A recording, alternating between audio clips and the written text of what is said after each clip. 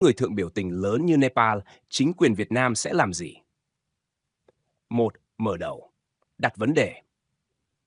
Trong lịch sử chính trị thế giới, các cuộc biểu tình quy mô lớn thường đóng vai trò bước ngoặt, quyết định vận mệnh của một quốc gia. Nepal là một ví dụ tiêu biểu. Từ một vương quốc phong kiến, thông qua các cuộc biểu tình rộng khắp, quốc gia này từng chuyển mình sang nền quân chủ lập hiến, rồi tiến tới nền cộng hòa dân chủ. Câu chuyện Nepal đã trở thành nguồn cảm hứng cho nhiều cộng đồng thiểu số hay những phong trào đòi quyền tự quyết ở các khu vực khác. Tại Việt Nam, vùng Tây Nguyên, nơi cư trú của người Thượng, còn gọi là người dân tộc bản địa Tây Nguyên hay Montana, từ lâu đã là một khu vực có vị trí địa chính trị đặc biệt, đồng thời cũng là nơi tiềm ẩn những căng thẳng xã hội sâu sắc. Người Thượng từng có những phong trào đấu tranh đòi quyền tự trị, đòi tự do tôn giáo và nhiều lần bày tỏ sự bất mãn trước chính sách đất đai, kinh tế, văn hóa của nhà nước.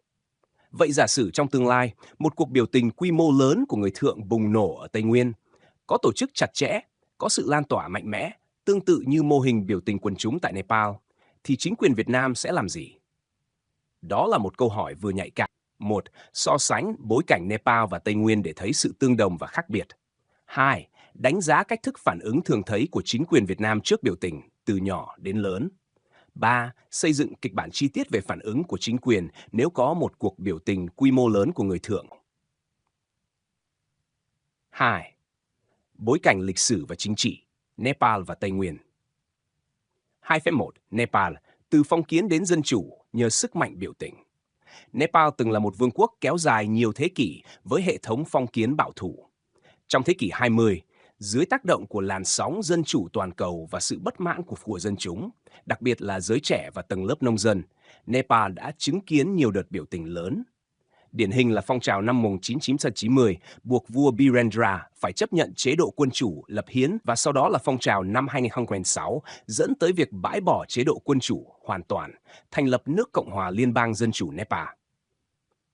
Điểm đáng chú ý là biểu tình ở Nepal thường mang tính toàn dân, huy động không chỉ các nhóm thiểu số mà còn cả tầng lớp trung lưu thành thị, trí thức, sinh viên, công nhân. Biểu tình trở thành công cụ áp lực xã hội khổng lồ, buộc giới cầm quyền phải nhượng bộ. 2.2 Tây Nguyên.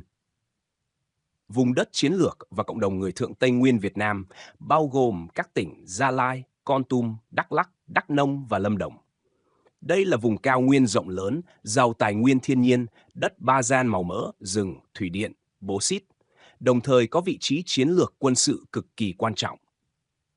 Trong chiến tranh Việt Nam, Tây Nguyên là chiến trường khốc liệt vì kiểm soát nơi này đồng nghĩa kiểm soát đường tiếp vận chiến lược. Người Thượng, bao gồm nhiều nhóm dân tộc bản địa như Ede, Zarai, Banar, Mnong, Caho, từng sống gắn bó hàng nghìn năm với đất Tây Nguyên. Họ có bản sắc văn hóa riêng, ngôn ngữ riêng, tín ngưỡng riêng. Tuy nhiên, từ thế kỷ 20, sự di cư ồ ạt của người Kinh từ miền xuôi lên, chính sách khai thác kinh tế quy mô lớn cùng những thay đổi xã hội đã khiến người Thượng dần bị đẩy ra ngoài lề trong chính quê hương mình. Trong giai đoạn sau 1975, nhiều người Thượng bị cưỡng bức di rời, đất đai bị lấy để trồng cà phê, cao su, hồ tiêu. Nhiều cộng đồng cảm thấy mất đi quyền sở hữu truyền thống.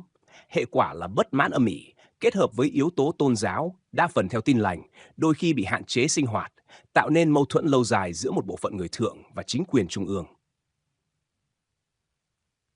2.3 so sánh Nepal và Tây Nguyên.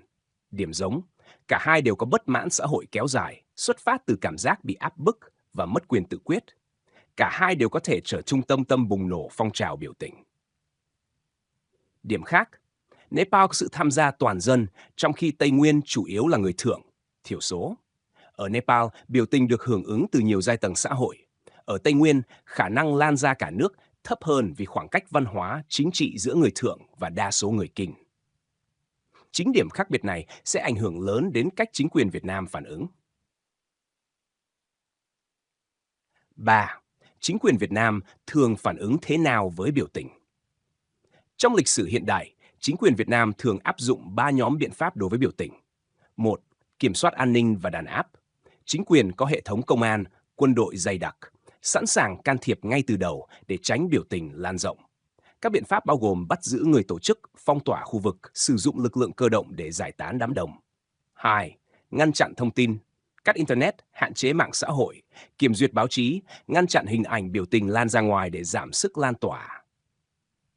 3. Vừa đàn áp vừa xoa dịu. Sau khi trấn áp, chính quyền đôi khi đưa ra chính sách an sinh hoặc tổ chức đối thoại mức hạn chế để làm dịu tình hình, nhưng hiếm khi chấp nhận nhượng bộ căn bản về quyền tự trị hay thay đổi chế độ chính trị.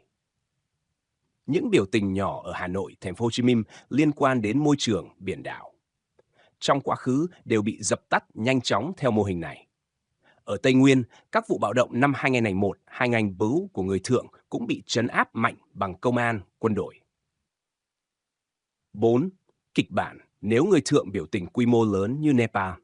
Giả định người Thượng có thể tổ chức một cuộc biểu tình quy mô hàng chục nghìn người, lan ra nhiều tỉnh Tây Nguyên, có sự tham gia của các cộng đồng tôn giáo, có khả năng kết nối thông tin qua mạng xã hội và được sự quan tâm quốc tế, thì chính quyền Việt Nam sẽ phản ứng thế nào?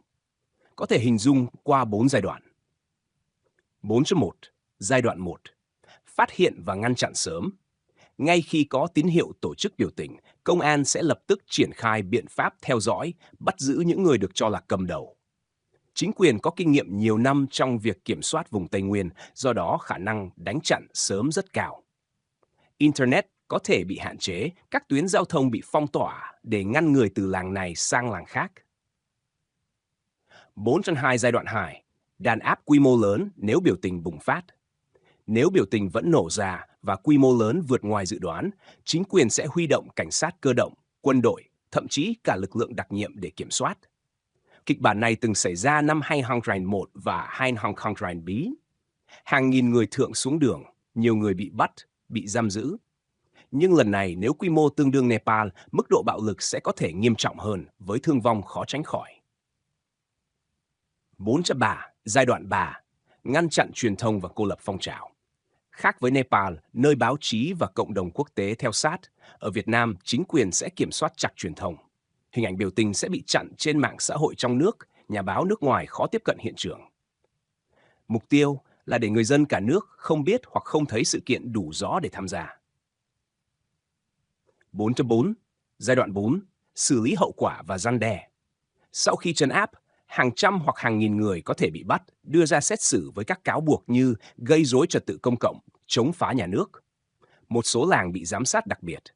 Đồng thời, chính quyền có đưa ra các gói hỗ trợ kinh tế, phát triển hạ tầng nhằm vừa răn đe vừa xoa dịu. 5. Những hệ quả xã hội chính trị quốc tế. 5.1. Ở trong nước, biểu tình quy mô lớn sẽ làm lung lay hình ảnh ổn định chính trị mà chính quyền luôn quảng bá. Dù bị đàn áp, tâm lý bất mãn trong cộng đồng người Thượng sẽ ngày càng sâu sắc. Khoảng cách giữa họ và chính quyền trung ương sẽ lớn hơn, làm tăng nguy cơ bất ổn lâu dài. 5.2. Quan hệ quốc tế.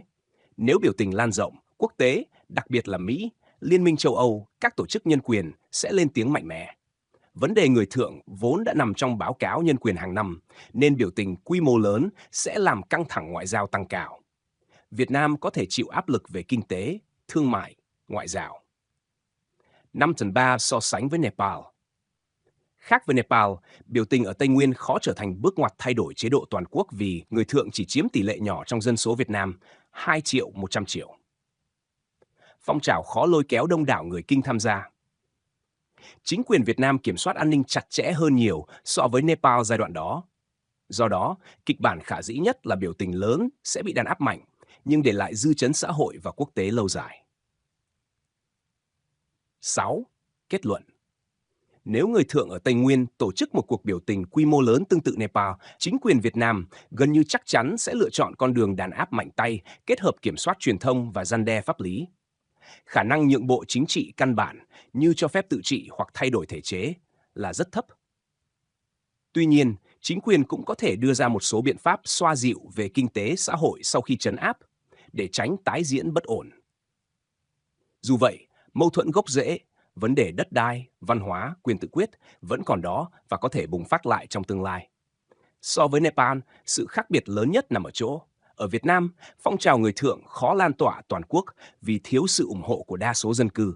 Do đó, nó khó tạo ra thay đổi chế độ như Nepal. Nhưng nó vẫn sẽ để lại những hậu quả sâu sắc cả trong nước lẫn trên trường quốc tế, đặt chính quyền trước thách thức lớn về tính chính danh và quyền lực lâu dài. Số từ Banham đã được kiểm soát độ dài. Bạn có muốn tôi tiếp tục làm thêm bản rút gọn một ngành từ để bạn dễ sử dụng trong thuyết trình patching này nghiên cứu, hay bạn chỉ cần bản đầy đủ 30.000 từ này thôi? Số dân cư. Do đó, nó khó tạo ra thay đổi chế độ như Nepal. Nhưng nó vẫn sẽ để lại những hậu quả sâu sắc cả trong nước lẫn trên trường quốc tế, đặt chính quyền trước thách thức lớn về tính chính danh và quyền lực lâu dài. Số từ Banham đã được kiểm soát độ dài.